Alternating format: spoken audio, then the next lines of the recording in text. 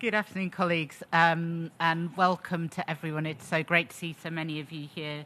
It's my pleasure on behalf of the United Kingdom to welcome you and to thank our partners, the Bahamas, Bermuda, Monaco, the Sargasso Sea Commission and Canada for co-hosting this event. I'm going to be very brief. I just need to give my apologies. I am co-facilitating the working group on the terms of reference for the CHM, so we'll need to duck out, but huge thanks to Mina Epps, Global Ocean Policy Director at IUCN Centre for Policy and Law, who's kindly agreed to step in and moderate the Q&A session. So apologies and thank you. So to kick off our session on navigating the BBNJ agreement and the Sargasso Sea experience, I'm going to hand over to Dr. Tammy Warren, former Sargasso Sea Commissioner, to give us our opening statement. Thank you. Let me add my welcome to those of you who have come to this event this afternoon. The Sargasso Sea is very important to Bermuda and Bermudians. Bermuda is the only landmass within the Sargasso Sea, and Bermudians see it as their sea, their backyard, even though it is about 4 million square kilometers. We depend on its biodiversity for food security and for the tourists that it attracts to see its charismatic species like whales and turtles. Bermuda, and of course the UK, has therefore been an obvious leader for the Sargasso Sea Conservation Initiative since it was first launched through IUCN in 2010. And in 2014, the government of Bermuda hosted a major international meeting that resulted in the signing of the Hamilton Declaration on Collaboration for the Conservation of the Sargasso Sea. The declaration was based on the stewardship principle of conserving this important resource for future generations as well as for its intrinsic value. Bermuda was the first government to sign the declaration that now has 10 government signatories, 4 of whom I am delighted to see are sponsoring this event with Bermuda today: the UK, the Bahamas, Canada, and Monaco. Other signatories are the Azores, the British Virgin Islands, the Cayman Islands, Dominican Republic, and the United States. The declaration does 3 main things. 1, the signatories pledge to meet regularly to collaborate in developing measures for the conservation of the Sargasso Sea, acting through existing international organizations. 2, it designates a core area of the Sargasso Sea as a geographical area of collaboration for these conservation efforts. And 3, it sets up the Sargasso Sea Commission. This is a unique group of experts committed to act as stewards for the Sargasso Sea and keep its health and well-being under continual review. The commissioners, now 7 in number, are appointed by the government of Bermuda on the recommendations of the signatory governments. But the commissioners serve in their individual capacity, not as government appointees. The commission is assisted by a small secretariat, and both of its members are here today. The secretariat has been responsible for developing the work program of the commission, and it was the secretariat that was able to negotiate the 2 grants, one from the French Global Environment Fund and the other from the Global Environment Facility, that have been financing the work that we will hear about today. I look forward to with you to hearing more about this today, and thank you for your attention. Thank you, Tammy. And it's now my pleasure to hand over to Dr. Freestone, the Executive Secretary of the Sargasso Sea Commission, for an overview and the progress of the project. Thank you, David. Thanks very much, Larry. Thanks. And again, thanks to you all, my thought, and thanks to you all for coming. And much nicer to be in this room than conference room 1, which is an enormous place where everybody sits at the back. So nice to actually see you there. Let me add my thanks to the Bahamas and Canada, and Monaco particularly in the UK, and Bermuda for sponsoring this. So as you've seen, we've been doing this for some time, but this is why it's such a pleasure to do this event here at the BBNJ PrepCom, because the BBNJ agreement has given us a new lease of life. It's now given us a much more direction for our efforts. So, but I think we've been doing, we've been conducting the work that we do in a methodology which was developed by UNDP and the Global Environment Facility, working with large marine ecosystems. So those were intended for transboundary situations, but this is the first time we've used the same methodology for a high seas ecosystem. So we're hoping that as others are now putting forward proposals for high seas marine protected areas, that some of the work we've done, which fits in well with the new agreement, I think might, I don't want to use the word template, but it certainly acts as some lessons that you may find useful. And I say with some confidence about the new treaty because I want to give a bit of a push to this book that Professor Joanna Mossop and I have edited. It's coming out in November in Oxford with a team of 30 very experienced scholars and commentators, diplomats. 2 or 3 are here. One, I see Professor Yubing Shi from China is here. I'm looking around quickly. I think that's all. But there are others at the meeting, certainly. And that goes article by article through the treaty, and I think will be in time seen as a classic exposition of it. So I wanted to start with the stewardship mandate because that's in the treaty, in your treaty, in the BBNJ agreement. But I'm not saying we own it, but certainly had it. We've been using it for some time, and I think it's a very important new concept for ocean governance, important innovation. So I'll say something about the progress we've been making and then the links to the BBNJ agreement. And I just started with the 2014 Hamilton Declaration, and many of the states who were involved in the negotiation, the development of that declaration, were involved in the BBNJ agreement. So it's no surprise that, and a few little phrases that echo, I think, we can see the ecological, biological significance, cultural importance, outstanding universal value, which is a UNESCO phrase, but those are the ones which we see also in the preamble of the BBNJ agreement, and present and future generations, of course. So these are important concepts which we both echo. And the stewardship role, particularly, I like to feel that we've been one of the first to try and put this into effect. 2 grants you heard, one from the GF and one from the French. And the methodology is this. It's a 4-year, going on 5-year project now with a short extension. We're developing a socio-ecosystem diagnostic analysis. A bit of a mouthful because it's taken over from what the GF called a transboundary diagnostic, but it's certainly a baseline socio-ecological study. And it's massive. It's one of the more studied areas of the ocean, the wild ocean, and it's already 300 to 400 pages long. We're just finishing it now, and that's will be the first stage. And the next step, which has again been particularly energized by the new agreement, is the development of our strategic action program. So we're not committed to doing anything particularly yet. We've got lots of ideas, we've got lots of evidence for various sorts of activities, but those will not be announced until we've all discussed them and decided on what they'll be. So it's going to be a stakeholder-driven process. And then, of course, stakeholder engagement and knowledge management, which my colleague Faye will be talking about.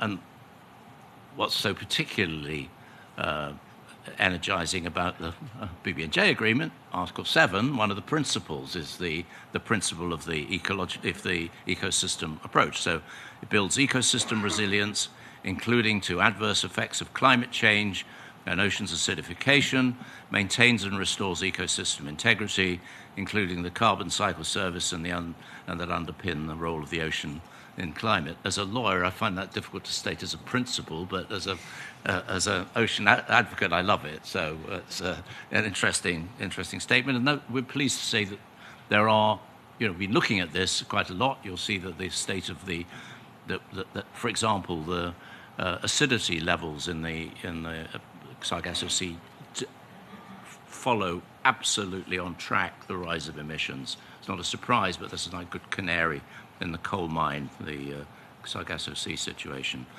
And then Article 7 it talks about collaboration with other IFBs, and that's an interesting issue, which is a legal issue, which is I've just written a paper on this with Faye and others, and the editors, the legal journal, the editor put in legal frameworks and measures, and I said, no, it doesn't say that in the agreement, but everybody seems to interpret that, and that puts us in an interesting situation because we're not set up by a treaty, we're set up by a political declaration. So were we not an IFB? I would hope we are, but it's a very interesting open question. So this is a classic situation of a lacuna, a gap in governance. There's the Sargasso Sea area that we have designated our area of collaboration. There's the Bermuda EZ in the middle. The whole of the North Atlantic, of course, is covered by, well, the whole ocean is covered by the authority of the seabed, International Seabed Authority in relation to seabed exploration and exploitation of seabed minerals. We've also got, of course, IMO. So IMO, and we've got Frederick here from IMO. So it's an important player, of course, in the in regulation of vessel traffic and vessel source pollution. ICAT, and we've got Executive Secretary of ICAT, I'm delighted to see here as well. So he's been a great colleague and ally with us. So ICAT covers, of course, all the tuna and tuna-like species. But there are lots of other species in the Sargasso Sea except tuna and tuna-like species. And there isn't really a regional fisheries organization except for NAFO. Again, we've been working with them, but they go down to, 38 parallel there. So the rest of it is not covered by a regulatory RFMO. There's an advisory one, the WCAFC, the Western Central Atlantic Fisheries Commission. And we're enjoined by Article 8 to collaborate. I thought it'd be useful to show what this involves. This is a lot of organizations that are involved, and and we've been working pretty well with all of them. I've just flagged in red what we've done. We've got, first thing, we're the first high seas ecosystem to be in the composite resolution of the UN. It appears, the same paragraph appears every year. Once you're in, it's really difficult to get you out, and I'm very pleased for that. So we've been in like 14 years, I think, and long may we continue. I hope to ramp it up a bit. And then, we've got MOUs with most of the players, both NAFO and ICAT. We've also got one with, and I'm very proud of the ICAT one, I think, which was a great achievement from both the secretariats, and so thank you for that. But also with the Seabed Authority, and we've been working with all the others as well. I'm just pointing this out, this is a very complex landscape, or seascape, that we have to work with. And then, again, tracking this without being, I hope, too tedious, into Article 19. We talked about a template. Article 19 of the treaty lays out pretty clearly what you've got to do. So this is the things that we've been doing, and it's our experience, we've been documenting this. Would be useful for others, we hope. It says the parties shall collaborate and consult as appropriate with relevant stakeholders, including states and global, regional, sub-regional and sectoral bodies. Again, doesn't say legal, does it? As well as civil society, scientific community, the private sector, indigenous peoples and local communities for the development of proposals set out. So and that's a meeting we had in Edinburgh about 3 years ago, a picture where we really have got pretty well all those groups involved. And we've had Faye will be talking about our stakeholder engagement strategy, but we've had 3 very constructive meetings with the shipping industry, with the collaboration of BIMCO in London and Copenhagen, and we met in Singapore as well. So we're working for towards some voluntary measures in relation to vessel movements. Again, won't take too long on this because David Vousden will be talking about this, but it says proposals shall be formulated on the basis of the best available science and scientific information, and where available, relevant traditional knowledge of indigenous peoples and local communities, taking a precautionary approach. Again, David will be talking a little bit about that, but these are the bodies that we've been working with who are kind of leading in this field. The Bermuda Institute, based in Bermuda, of course, now part of the University of Arizona, Duke University, their Marine Spatial Lab, Imperial College London, and Edinburgh University, and a range of individual specialists. And then, again, working through this, it says 19.4 says you've got to make a proposal. It has to have a geographical or spatial description of the area that is subject to the proposal by reference to indicative criteria specified in Annex 1. Well, we already agreed back in 2014 that this core area of the Sargasso Sea in the western basin of the Atlantic would be the area of what we call the area of collaboration, the high seas area. So it excludes the Bermuda EZ. And the criteria, I think, are set out again in what we that we meet the criteria because one of the first class the term is description of an EBSA, and the description of the EBSA we actually achieved in 2012, and that's the EBSA, which does include the EZ of Bermuda, and on this map as well, we have vulnerable marine ecosystems which are now protected by NAFO, largely a result of the efforts of our signatory governments. The UK was then a member of the EU and the United States, and there's some of those seamounts you see extend into the Sargasso Sea, not covered by the NAFO closure. And then last year we actually had a very useful meeting of scientists in Mexico which developed important marine mammal areas, IMMAs, and this is a non-binding initiative led by IUCN, which identifies really important areas. One of them is the longest humpback migration corridor in the world, from the Azores, from the Caribbean, up through into the Arctic. And it goes right through the middle of the Sargasso Sea, and it all goes right across the main vessel traffic lanes across from Europe to the Americas and back. So that's an issue that we've been discussing with them. That's really concentrating people's minds. Again, I don't want to be too tiresome about it, but those are the activities, the information that you need to collect. It's quite a lot. It's a pretty strong template already in the text, right? Information on the criteria specific in Annex 1, the human activities, uses by indigenous peoples, etc., state of the marine environment, biological diversity, and conservation as appropriate sustainable use objectives. So those are all been the subject of research papers, which have been in the process of being putting up on the website, and Faye will talk about in a moment. And then we also have to develop a draft management plan, and this is a big one, and that will be for us the subject of our strategic action program, because that will set out how we'll do this and who's going to do all the specific tasks that are involved. You'll see, those of you who went to that meeting yesterday on enforcement will know that's going to be one of the big issues. You've got an area of 4 million square miles. The only way you can do this is by remote sensing. We've been, we think, at the forefront, certainly very keenly embracing the use of remote sensing and the use of AI in this. We have a paper which Faye may be flagging, which we call High Seas in the Cloud, which looks at all the ways that information technology can actually help you with this monitoring, long-distance monitoring, on a 24/7 basis. So with Global Fishing Watch we've been working with, and with others. And that, obviously our strategic action plan also will look at these questions of ecosystem quality objectives in the way that, say, the OSPAR, Oslo and Paris Agreement does in relation to the areas under their control with quality objectives. And then just to finish, remember these are the options. We haven't decided what we're going to put forward or what issues we may zero in on, but those are that everybody's now familiar, I hope, with all this jargon, all these terrible array of acronyms. But we're not suggesting that we need to do things that others are already doing, because that's been our mandate as we work with those organizations since whenever we started in 2014. But there's a lot more that the BBNJ treaty, as you know, offers.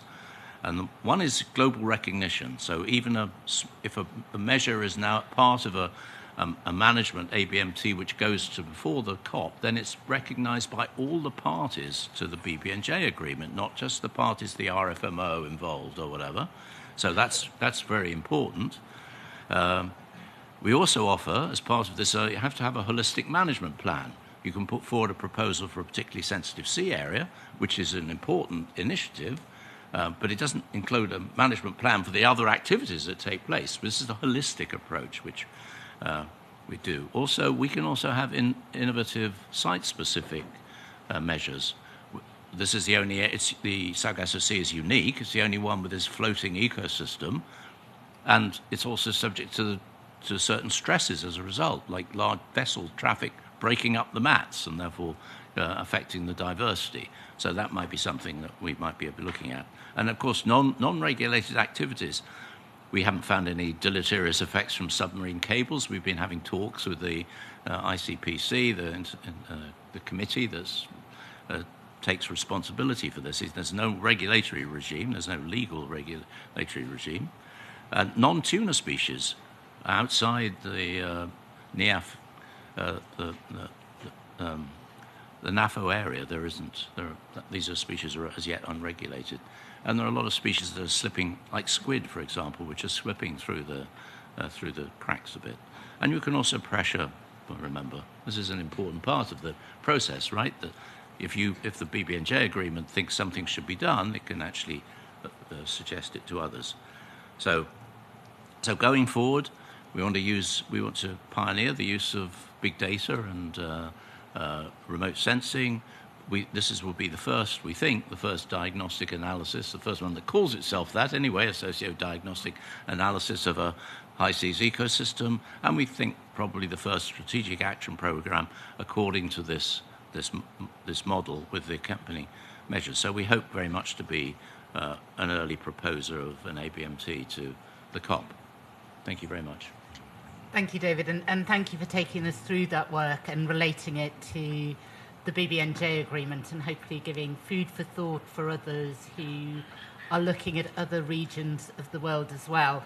I'm now going to hand over, to Dr. David Valsden, who's the Chief Technical Advisor and Programme Manager for the Sargasso Sea project. One thing you will get to learn if you get involved with the Sargasso Sea is that there are many Davids involved in the Sargasso Sea, but it's not quite mandatory yet. And I believe he's unable to be with us, but he has provided a video. So, Faith, thank you.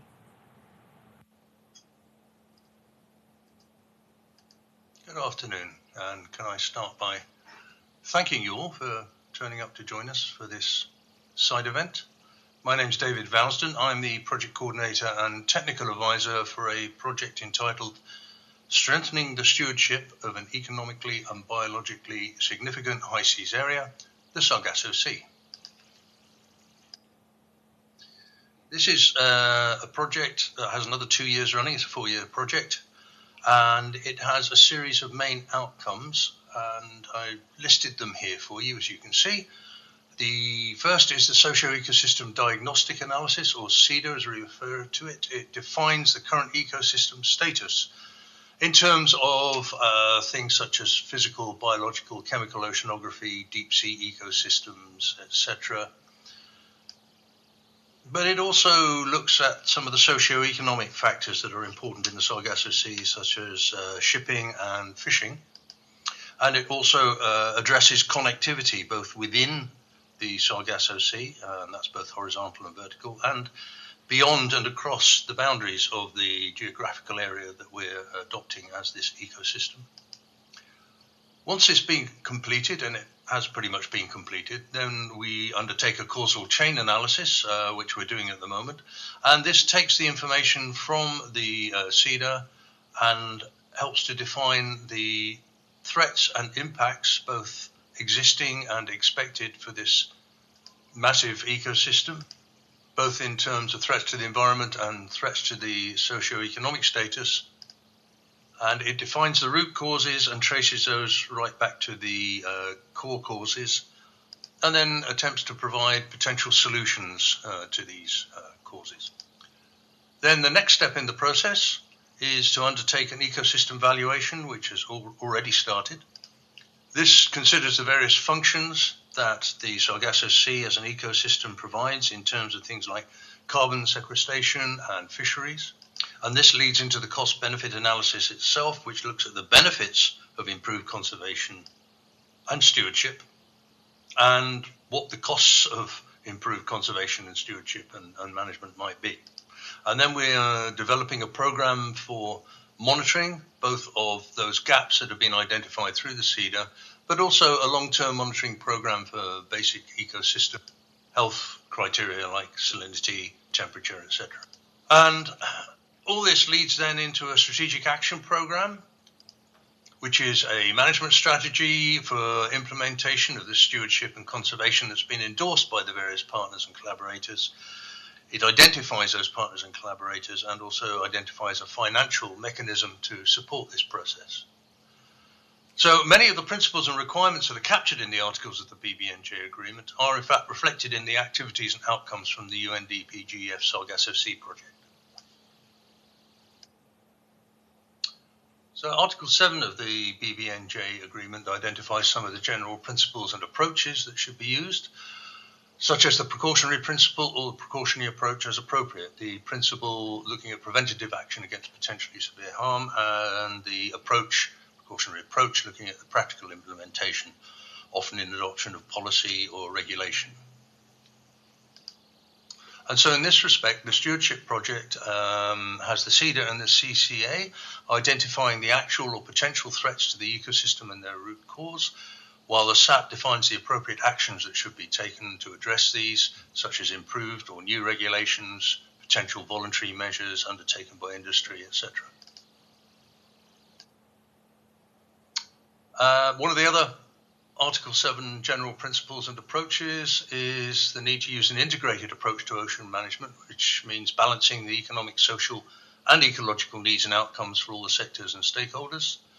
And the stewardship project is undertaking engagement with all appropriate sectors and stakeholders, including the involvement of those with direct geographical interests, and that would be, for example, the shipping industry, the fishing industry, as well as the involvement of stakeholders with interests beyond the ABNJ. So that may include whale watching tourism, which is very dependent upon the migratory routes for cetaceans through the Sargasso Sea, as well, of course, the interests of many countries out and beyond the Sargasso Sea that rely on eel fisheries and eel aquaculture, which in turn relies on the uniqueness of the Sargasso Sea as an eel spawning area.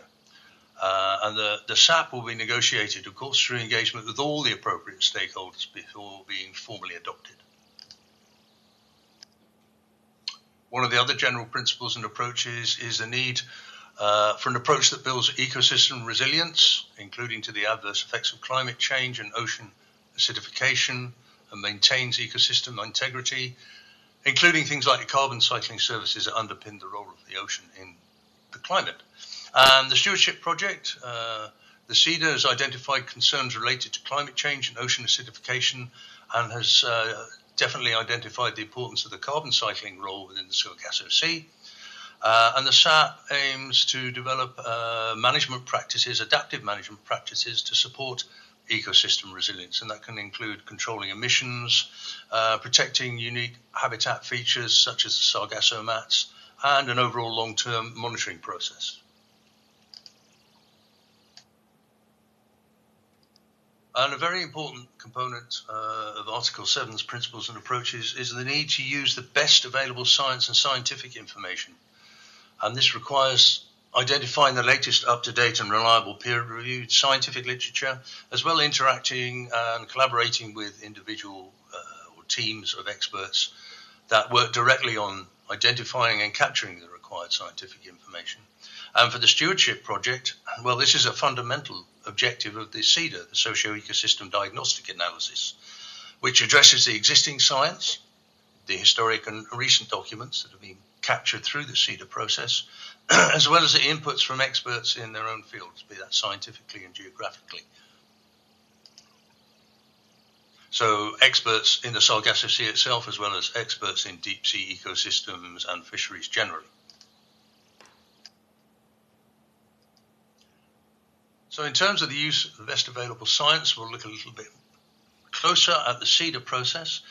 This was evolved from the United Nations Global Environment Facility Transboundary Diagnostic Analysis and Strategic Action Program procedure that has been developed and evolved over the last 3 decades. However, this was mainly developed for coastal LMEs, large marine ecosystems, that are shared by various countries and therefore have transboundary elements between those countries. The SEDA SAP, because it's working purely in the high seas ABNJ area, has only non-transboundary and non-jurisdictional waters and requires a different approach, therefore, to previous large marine ecosystems projects.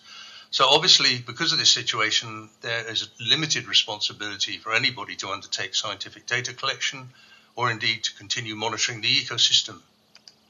And this means that there's a high dependency on stakeholder and partner engagement to undertake this work.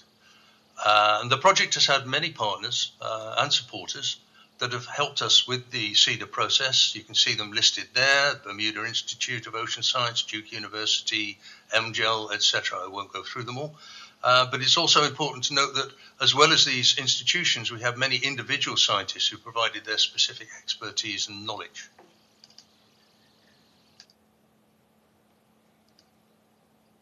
So it might be useful then just to run very quickly through what the contents are of the socio-ecosystem diagnostic analysis, what the main section headings are, and you can see them listed there.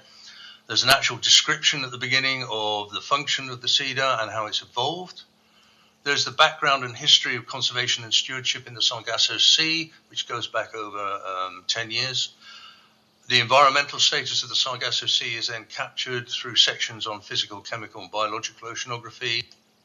And using this, we then define the Sargasso Sea as an oceanic large marine ecosystem. There's a large section looking at the social and commercial status of the Sargasso Sea in terms of fisheries, and that's both marine fisheries and catadromous eel fisheries, shipping, and other seabed activities such as cable laying, etc. Then there's a summary of the major impacts in relation to climate change, habitat loss, and pollution. And a significant section on connectivity within and beyond the Sargasso Sea. The Sargasso Sea does sit within this gyre system of currents, but it does interact both within itself and beyond and outside of those currents. And of course, this connectivity is vertical as well as horizontal. The Sargasso Sea is several kilometers deep. And then there is a summary of what the existing international legal and regulatory frameworks are that may apply to the Sargasso Sea. Even though it's an ABNJ or a high seas, this isn't the Wild West. There are mandated bodies overseeing activities there, such as the regional fisheries management organizations, International Maritime Organization, International Seabed Authority. So this is quite an enormous document. It's several hundred pages long. But I wanted to try and summarize some of the important findings of why this is such an important ecosystem. As it says there, an ecologically unique and globally significant ecosystem which hosts diverse communities of endemic invertebrates, migratory species passing through, unique spawning grounds, biodiversity-rich deep-sea ecosystems in terms of the seamounts and the abyssal plains.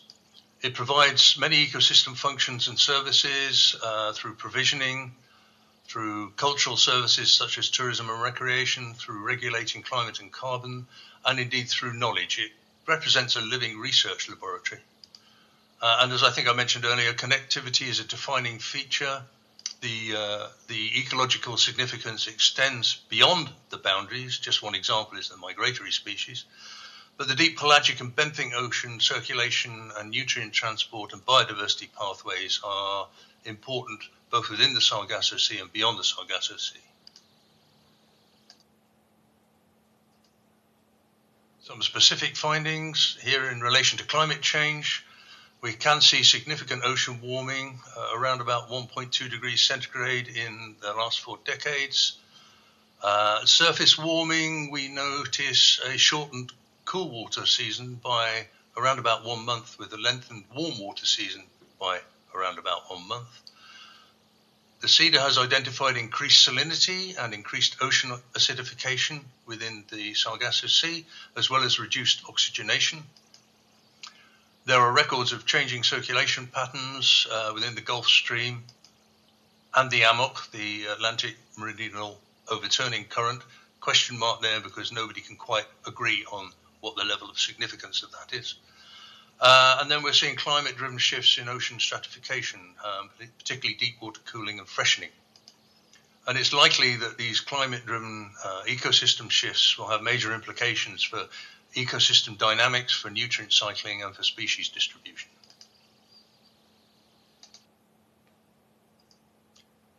In terms of other threats and impacts that have been identified through the SEDA, there are major shipping lanes passing through the Sargasso Sea, and this inevitably means there will be ship strikes on both flora and fauna. Specific examples would be whale strikes on fauna, and on the flora would be on the Sargasso mats themselves. And noise pollution from shipping, as well as spills and ballast water discharges. In terms of fisheries, it's not a major area for fishing, but there are bycatch issues. There are a lot of evidence of quite large-scale bycatches, but to be honest, we have limited specific information due to poor monitoring and lack of observers on board fishing vessels. There is a concern about future exploitation of mesopelagic fish down 200, 300 meters, and indeed deep sea fisheries down on the seamounts. And plastic pollution and other contaminants are affecting this part of the ocean, just like they're affecting the entire ocean. Some of the knowledge gap areas that need filling are more information on deep ecosystems and on long-term biological monitoring. And of course, there's always a concern about potential seabed exploitation and activities on the seabed. So if we consider all of these risks, they do interact cumulatively and are compounded by fragmented governance within the Sargasso Sea. I mentioned some of the mandated bodies working there, but they don't necessarily interact between each other, even if they interact within each other. So then looking in a little bit more depth at the causal chain analysis that is derived from the information in the SEDA, which is defining the other threats and impacts. The CCA captures the threats that have been identified from the SEDA, defines the impacts these threats may have and are having on the ecosystem and on dependent interests in the ecosystem. So it's not just environmental in the ecosystem sense, it's also socio-economic. It looks at what the causes of these threats are and any existing measures to counter these threats, and then defines possible new measures or solutions for consideration to be included in the Strategic Action Programme. And then the final and main output from the project will be the Strategic Action Programme itself, which is the main governance and investment framework that the various participating parties will negotiate and adopt to address what are considered to be the priority environmental and socio-economic issues within a specified marine ecosystem. So the SAP will provide a summary of the findings of the SEDA and the ecosystem valuation and cost-benefit analysis. It will provide recommendations arising from the causal chain analysis. It'll define the ecosystem monitoring and evaluation mechanism or mechanisms for selected ecosystem health indicators. It'll also define stewardship and conservation measures such as voluntary measures or legislative improvements. It will provide the institutional and financial arrangements for implementing the Strategic Action Programme, and it will include a stakeholder engagement and capacity building programme for the length of the SAP. So in terms of the status and the next steps, we believe that by aligning with the BBNJ agreement, promoting ecosystem-based and precautionary approaches and fostering international partnerships, the Sargasso Sea Stewardship Project can deliver a model for conservation and stewardship of high seas ecosystems globally. And the next steps will be to finalize the SEDA through peer review, which is being undertaken as we speak, to complete the causal chain analysis, listing the threats, impacts, and potential solutions, to finalize the ecosystem valuation and cost-benefit analysis, and then to further develop the strategic stakeholder engagement process. And all of the above will be used then to develop and negotiate the Strategic Action Programme.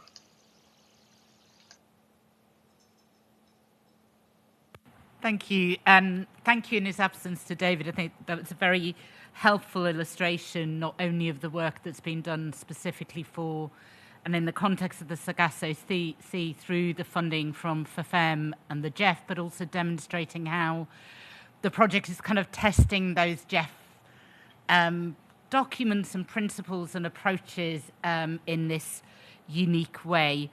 I'm now going to hand over to Ms. Faye Sapsford, whose job title as Communications Officer somewhat belies her centrality to driving forward the work of the Secretariat and the Commission, for some words on stakeholder consultation and communications.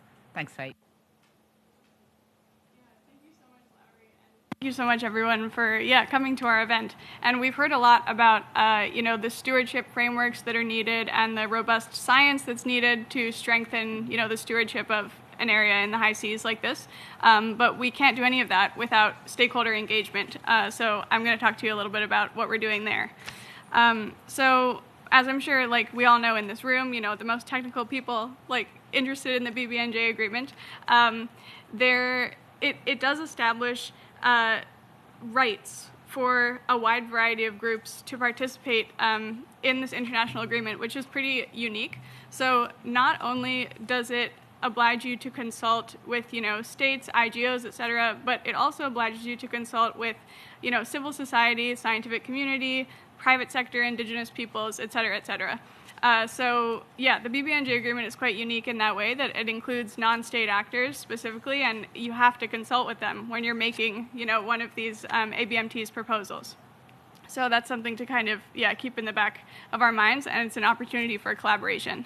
So it also establishes this two-part consultation process. So I know that everyone in here has read the agreement a million times.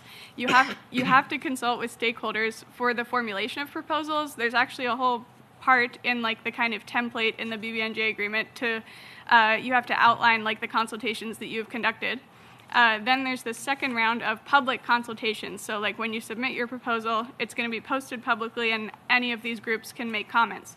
So if you're thinking about how to streamline this and do it in the most politically sensitive way, you want to do your consultations at the beginning of everybody and try and include as many people as you can who might be interested in the area. Then there will be less back and forth in this public consultation period. So I think that's really important to remember. And it's also important to highlight that the Sargasso Sea Commission itself, is a non-state actor. We had this little discussion David was outlining about, if we're an IFB, we don't have actual legal personality, but I think that it would be important that we're consulted as a stakeholder, as a non-state actor. So just a little bit about who are we actually talking about? Who are the stakeholders of the Sargasso Sea? And this is adapted from a stakeholder map that we commissioned NLA International, which is a third-party consultancy, to make for us. So it's kind of the central people that we always talk to are the Hamilton Declaration signatories and the Sargasso Sea commissioners. But then we also talk to these UN organizations like the ISA, the IMO, et cetera. And then we have our regional sectoral organizations. David also outlined this. And then we have all these other people that are kind of part of civil society, like fishers, the sailing community, industry, academia, indigenous and local communities. And you can see we have MOUs with a number of these organizations already. And everyone on this slide is someone who the Commission has engaged with as a stakeholder. And we also benefit a lot from doing this for over a decade. So we have quite robust relationships with a lot of them. And then, as David outlined, we have kind of created this pretty robust shipping industry stakeholder engagement plan. So we've conducted 3 shipping industry stakeholder engagement meetings, 1 in London, 1 in Copenhagen, and 1 in Singapore. And this was all done in collaboration with a third-party independent consultancy, which is important because they can step in as this, neutral party. The people that we're talking to, we want them to feel they can express their own opinions and perspectives as they want to. So I think it's helpful to have kind of a third party helping us. And these have been really fruitful sessions, I think. the outcome of them, like in summary, is that we've decided to create a working group on opportunities for voluntary collaboration that we could conduct with, the shipping industry to strengthen the stewardship of the Sargasso Sea. And this is especially in regards to cetacean collisions. So David also laid out this IMMA designation that we got.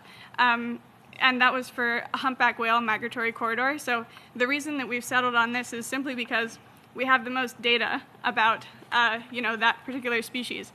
We know that there's a huge amount that goes on in the Sargasso Sea, but we need the data to back it up. As you all know, like in these international processes, the bar for evidence is really quite high.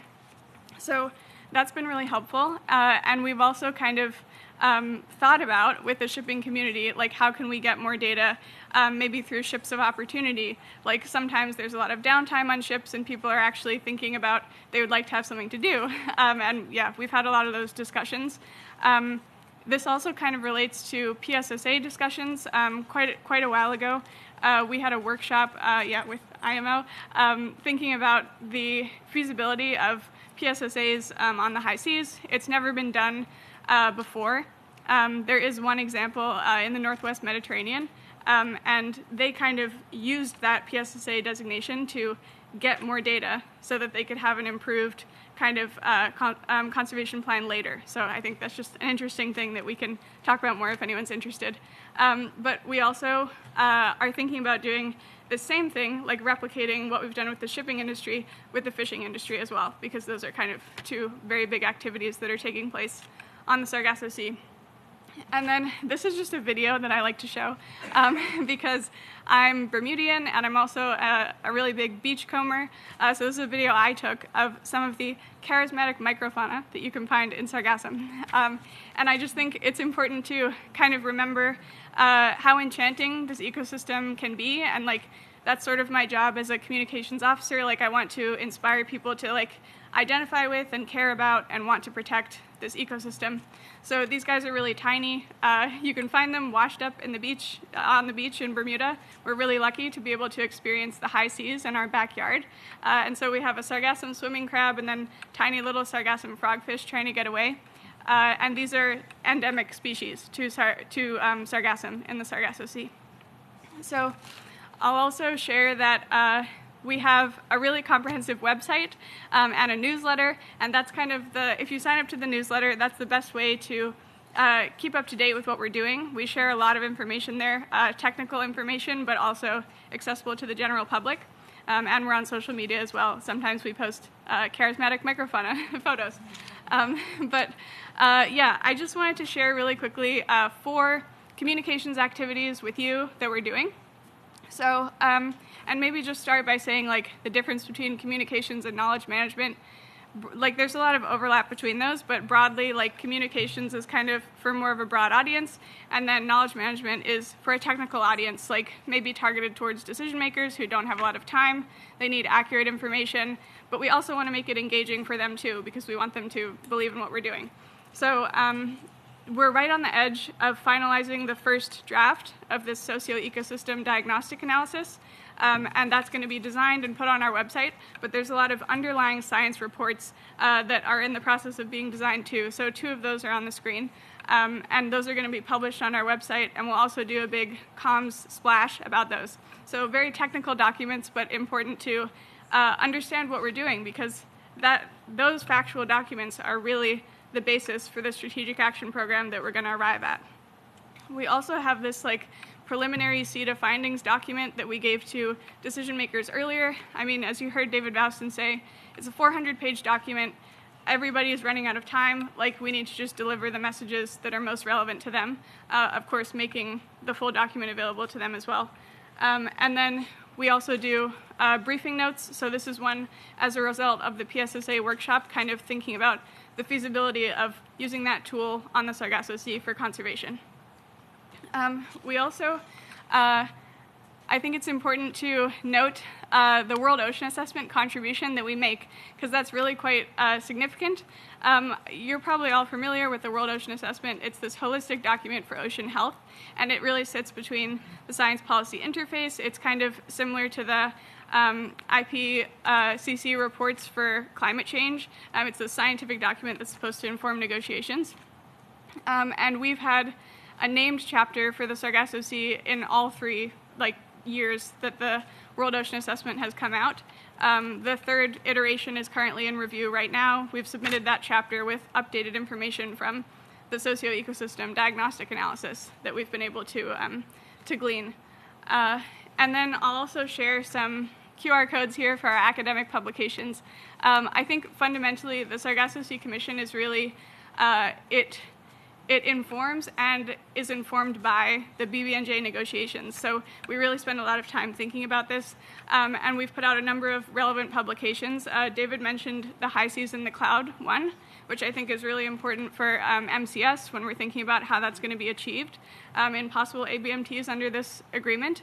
And then we also have a paper here examining the EBSA tool and how that's useful for conservation, one about the cost of neglecting the Sargasso Sea, mostly about the utility of ecosystem valuation for natural spaces, and then the Sargasso Sea as a new paradigm, kind of this unique stewardship structure that we've been able to create. So you're welcome to have a look at those. And then the last kind of communications initiative, we're going to be creating experience notes this is an obligation under our GEF project, and they're going to form part of the IWLearn database of kind of experiences. The whole point of these is to capture lessons learned from what we're doing that can hopefully be informative and insightful for other projects that are doing similar things. So I think it's really important to kind of collect that knowledge there. And some of the themes that we're exploring are transferring this TDA SAP process into the SEDA SAP process that we're looking at for the first time for a high seas area. And then we also have the unique stakeholder engagement strategy that we're implementing, as well as a kind of in-depth exploration of the work that we're doing with shipping, so related to cetaceans specifically. So those are kind of, all of the initiatives I wanted to share, and happy to take questions.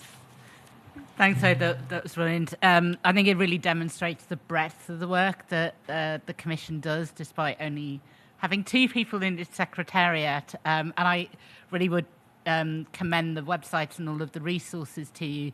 Having been involved personally in some of the stakeholder work, it's been a really interesting exercise, because I have to say, when you're just negotiating that text, it is hard to conceive of how do you consult the shipping industry. That kind of feels massive, but I think the experience demonstrate that actually the door is open from the industry side to have the conversation, which has been really reassuring. So as a final speaker, I'm going to hand over to Ambassador Ron Pinder from the government of the Bahamas to give some views from a partner perspective. Ambassador, the floor is yours. Thank you very much, Laurie, and good afternoon, distinguished delegates, excellencies, and colleagues. I shall wish to begin my remarks with a clip from a Native American proverb and from the words of the British explorer and philanthropist Robert Swan. We not only inherit the earth from our ancestors, but also we borrow it from our children. Therefore, the biggest threat to our planet is the belief that someone else, other than ourselves, will save it. End of quote. The Bahamas is not only honored to be a part of this side event, but also we are pleased to join member states of our global community in navigating the BBNJ agreement, drawing from our experience with the Sargasso Sea. The Bahamas joined the Hamilton Declaration on 27 September 2016, affirming our commitment to the collaborative stewardship of the Sargasso Sea, recognizing that admiration alone would not protect this unique ecosystem. As a signatory to this declaration, we welcome the Sargasso Sea Commission's active and ongoing involvement in the BBNJ process. Although the Commission is not a formal international framework body, as defined by international law, it has effectively utilized its partnerships with fisheries organizations such as ICAT, regional bodies like OSPA, and international organizations such as the IMO. Through these collaborations, the Commission has been able to promote science-based policy discussions and decisions. This kind of partnership interaction, which allows for creative and flexible approaches, particularly with IFBs and other frameworks like the Commission, is what the proposed BBNJ will require in its governance model for member states and partners alike to be flexible and creative in ensuring the conservation of marine biodiversity areas. The Commission's work is also a part of the Bahamas' regional narrative. As a member state of CARICOM, we view the BBNJ agreement through the lens of regional solidarity. This perspective allows us to amplify our voices as small island developing states and ensures that the biodiversity measures in areas beyond national jurisdiction reflect the realities of the wider Caribbean. Ladies and gentlemen, for the Bahamas perspective, the Sargasso Sea experience offers three important lessons, we believe, as we move through the navigation process towards the first conference of parties. One, we must build partnerships early. Why, you may ask? Because sectorial and regional bodies can deliver conservation gains even before new agreements are operational. Two, we must use science-led knowledge. Why? Because the GEF funded ecosystem analysis underway for the Sargasso Sea clearly shows that science-driven research provides an excellent, effective, area-based management tool for ocean conservation. And three, inclusivity strengthens legitimacy. Why? Because we have seen that small island developing states and least developed countries, for example, must play an active role in decision-making from the inception of the treaty to ensure global measures are realized locally. In closing, as the BBNJ treaty quickly moves towards implementation, the Bahamas reaffirms its commitment to carry these lessons forward with our partners, like the Sargasso Sea Commission and CARICOM, as well as everyone here represented in this room, to ensure that the promises we all made in negotiating this treaty translate into real protection measures for our shared marine ecosystems like the Sargasso Sea. Excellencies, ladies and gentlemen, distinguished guests, I now wish to end as I began, with the Native American proverb and the words of Robert Swan. We not only inherit the earth from our ancestors, but also we borrow it from our children. Therefore, the biggest threat to our planet, I believe, is the belief that someone else, other than ourselves, will save it. Thank you very much. Thank you, Ambassador. Those are very profound words on which to finish the formal part of this session. For colleagues who joined after I made this announcement. I apologise. I will now have to leave you to go and hopefully conclude some work on terms of reference to the clearinghouse mechanism. But I'm very grateful to be able to leave you in the more than capable hands of Mina Epps to moderate the Q&A session. Mina, thank you.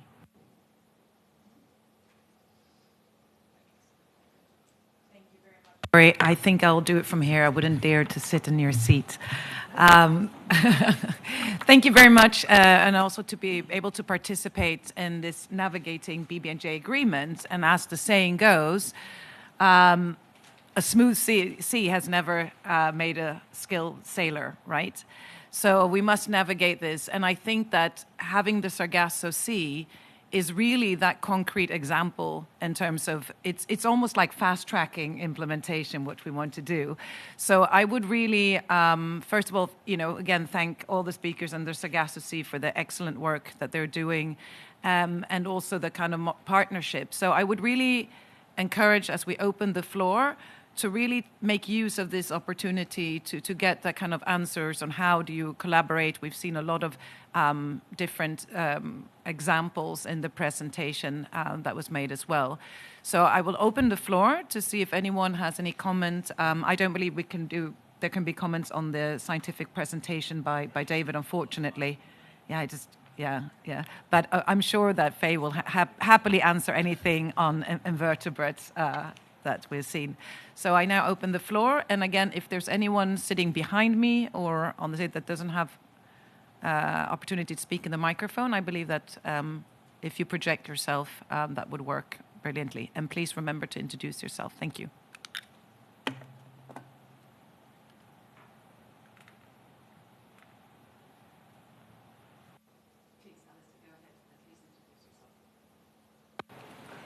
Hello, Alistair Graham, Australia and WWF. Hello, Faye. That was fantastic. I'm inspired. I'm also horrified. I really appreciate the extent to which you're communicating that you've developed the Sargasso Sea adventure in parallel with our development of the BBNJ agreement. And I'm really interested in the extent to which, because you've invested in that, you have lessons to communicate, especially on things like, is this just for ABMTs, or can it be done for regional areas more generally within which ABMTs might be? Is this the kind of thing that might be replicated all over the place many times, or is it special? I'd really be interested in your thoughts about what the extent of your support and assistance for BBNJ implementation might be. What's the big dream?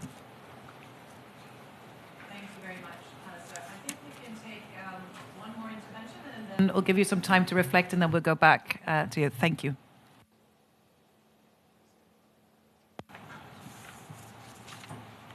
Yeah, thank you. Thank you very much. I'm Frederick Hogg from the International Maritime Organization. I just want to say thank you very much for a very interesting presentation, and we have been very happy to be part of some of the activities. And I really think, at least my personal view, is that it's quite inspiring to see how things come together at that scale and at that level, and it's really inspiring for what comes ahead for the BBNJ agreement as well. My question is basically the consultations you've had so far with the shipping industry. How do you see the next steps unfolding in terms of the dialogue and next steps with the respect to shipping in the area? Thank you. I'd like to go back to the panel. David, would you like to start of the first question in terms of what you can also offer the BBNJ process? But I'm sure Faye has some comments as well. Yeah, so yes, I mean that's an accusation that's been made to us, is that we've raised the bar too high already, right?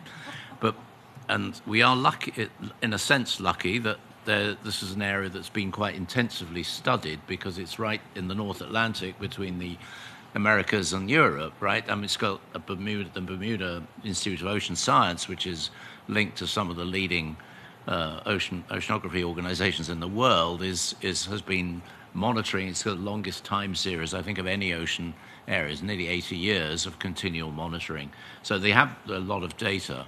That makes it, interestingly, that makes it more difficult, actually, because then the information that you've got is it becomes more complicated. I have to admit, you will have to admit that most areas will not have this level of existing knowledge. So I think on the one hand, we want to make the best possible case when we put something forward because we don't want to fail. No one wants to fail. But on the other hand, I think we can also raise caution that other areas will be equally important but not have the significant amount of data that we have, and maybe the resources to collect it. We've been lucky in that sense. But yes, I'm hoping that the methodology, which is, and we had an award from UNDP, and UNDP has been the leaders in leading this large marine ecosystem. 30 years they've been doing these projects which are funded by the GF in most of the ocean basins of the world. But this is the first time we've done one without, they say one of the unique features of the Sargasso Sea, it doesn't have any land boundaries. It's a sea without borders because it's in the gyre of the Northwest Atlantic. But so that model, though, which we've used, I think others could use usefully as well. There may be issues. And obviously we're also mapping out who these experts are, which we have to find out some of these things ourselves. Eels are an example, right? So I haven't gone into this. They're not individually, they're not charismatic at all, I find. But they, as a species, their life cycle is unbelievable, right? That they're catadromous, that they live all their lives in fresh water, fresh and brackish water, and then migrate 3,000, 4,000 miles. Why? To this area south of the Sargasso Sea where they spawn and die, and the little guys find their way back. We don't think they go back to the same place, but they go back to the same places, even if there is some sort of, we don't know how they do that either. The leptocephali, tiny larvae finding their way back, and they're subject to quite heavy predation on that when they arrive as glass eels for the sushi trade, much of it illegal. But that's all. That's the ecosystem, the services that it provides. So those are unique as well. So we're finding all these things out, which, and we were actually sponsored some work which was done the first tagging of an eel. There was some work done in Canada and then also from the Azores, which is one of our partners as well. So it does a model. So a brief. I should answer more briefly. It's a good model, I hope, which could be used as the way that you suggest. On shipping, I hope we've made some inroads which other areas, like, say, for example, the thermal dome, which is one of our partners in the Sargadon project, the French project, is kind of following on from that, I hope, because the shipping industry is interested in talking to us. The last thing they want, there's a very famous photo of a ship going into Bermuda in the heart with a whale spiked on the front of its bow. That is a nightmare. It's not very nice if you're the whale, and it's not very nice generally, but it's not, from a PR point of view, it's absolutely disaster. And they don't want that to happen, and they are really concerned. I don't think this is only PR. I think they are actually concerned to be putting forward a much more sensitive and appreciative ecological side to them. So they're actually very receptive to this. So I think the next stage, which was your question, is we've set up a working group, and we hope that we may be able to, in a position to put something forward as a PSSA. My last slide, which was showing all these other ABMTs at other organizations, is showing, there is a wealth of existing mechanisms, but none of them have this holistic overview, right? You'd be the first to admit, I'm sure. So we hope that it might mature, but let's not be too pushy. My learned experience, don't have expectations beyond what you think is going to happen. But certainly that's the way we're looking at it, and they've been very receptive to it. Do you want to comment on that? From the Bahamas' perspective, we believe that this is an ongoing collaboration effort. Therefore, discussions should be ongoing. This is a wonderful opportunity for an enhanced public-private partnership, as the Bahamas views itself as one of the leaders on the world stage with regards to ship registry. And so it is important for us from a national standpoint, but also from an international business perspective, to have this kind of collaboration. On the sidelines, David and I were talking about a potential working meeting where there could be further collaboration that could be more formalized and even adopted on a voluntary basis from private sector representatives from the shipping industry. And I think that it is in our best interest to continue to collaborate and to move forward, not only in safeguarding the marine environment, but the overall environment, because our Prime Minister has made the environment and climate change front and center of his administration policy, and so it is right in line with government policy and the thrust that we want to see in our global community.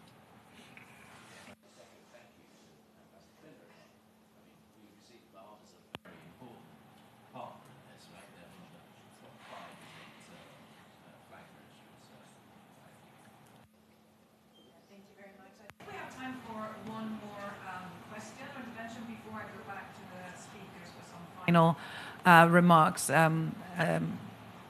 Any other questions? Yes, Canada, please. Fariz Amado from Fishers and Oceans Canada. Just a very, very quick comment because I cannot add anything more than what's already been said, but just wanted to say that I really love one of your first slides, Faye, where you had youth working on a project because we see youth and indigenous peoples and those are key stakeholders here because we're doing it to make sure that their livelihoods are protected, but also that the future generations are provided for. So thank you for doing that. Consideration. Anyone would like to any final takeaways before we wrap up?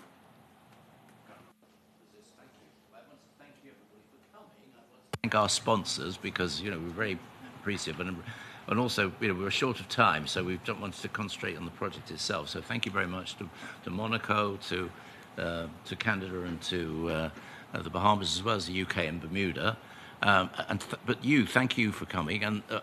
The big resource, which is Faye's responsibility and very ably done, is our website. We've got an enormous amount of material on that, and we most of it's downloadable and easily accessible. So please use it. And we're intending this to be, as I said, some experiences, some I wouldn't say lessons learned, but certainly some reflections for you to bear in mind for the future. Thank you, and good luck with your deliberations.